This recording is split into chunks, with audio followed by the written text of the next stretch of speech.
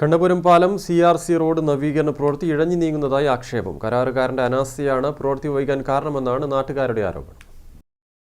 ജനങ്ങളുടെ ഏറെക്കാലത്തെ ആവശ്യത്തിനൊടുവിലാണ് കണ്ണപുരം പാലം CRC road നവീകരണ പ്രവൃത്തി ആരംഭിച്ചത്. എന്നാൽ പ്രവൃത്തി ഇഴഞ്ഞു നീങ്ങുകയാണെന്ന ആക്ഷേപമാണ് ഉയരുന്നത്. പ്രവൃത്തി തുടങ്ങിയിട്ട് മാസങ്ങളായെങ്കിലും ഇതുവരെ പൂർത്തിയാക്കിയില്ലെന്നാണ് ആക്ഷേപം.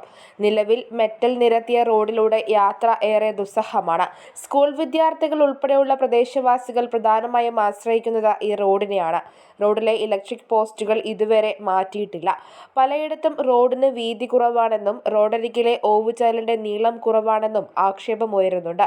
തുടക്കത്തിൽ MLA നേതൃത്വത്തിൽ ഇവിടെയുള്ള രാഷ്ട്രീയ പ്രതിനിധികൾ എല്ലാവരെയും കൂടി മീറ്റിംഗ് കൂടുകയും 2 കോടി രൂപ ഗവൺമെൻറ് ഫണ്ട് പാസ്സാക്കിയിട്ട് പ്രവൃത്തി മാർച്ചിനുള്ളിൽ തീർക്കണം എന്നുള്ള നിർദ്ദേശപ്രകാരം നമ്മളിവിടെ കമ്മിറ്റിക്കാരും PW ഉദ്യോഗസ്ഥന്മാരും ഒക്കെ ഈ വീതി കൂട്ടിൻ്റെ ആവശ്യത്തിന് പല അതിർത്തികളുള്ള വീട്ടുകാരെയൊക്കെ സമീപിച്ച് അതിൻ്റെ അടിസ്ഥാനം അവർക്ക് പരമാവധി സൗകര്യം ചെയ്തു കൊടുക്കാമെന്ന് പറയുന്നുണ്ടായിരുന്നു.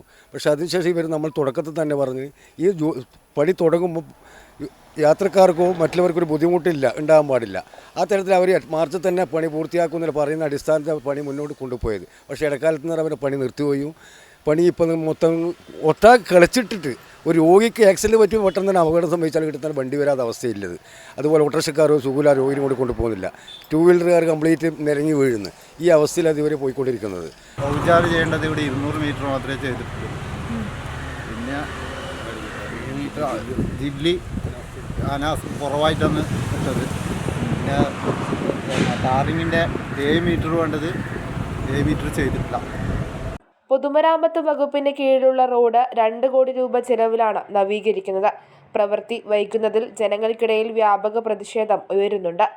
News bureau, Pazhayangadi.